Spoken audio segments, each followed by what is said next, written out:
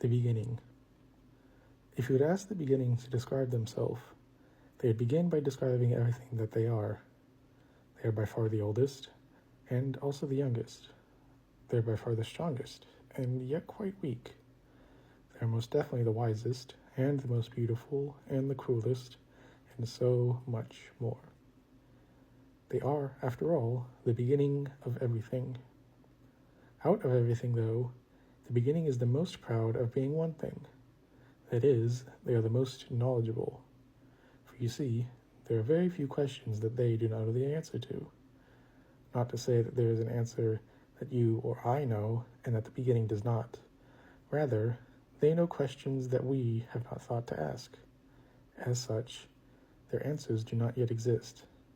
For example, they too know that all beginnings lead to the end, but they also claim to know the truth beyond this truth, whatever that means. After this, the beginning would describe their appearance, and this is also where the beginning and the end differ. For while the end cannot see themselves, the beginning can, but only in one place, that being in the eyes of the end. And they seem to greatly treasure that vision.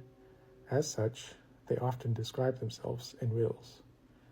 And so, I can only describe what I saw, which, put simply, was a lot to process.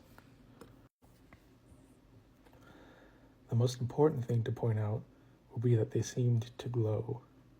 Or rather, light was a part of them, and as it stretched across space, the space was given meaning.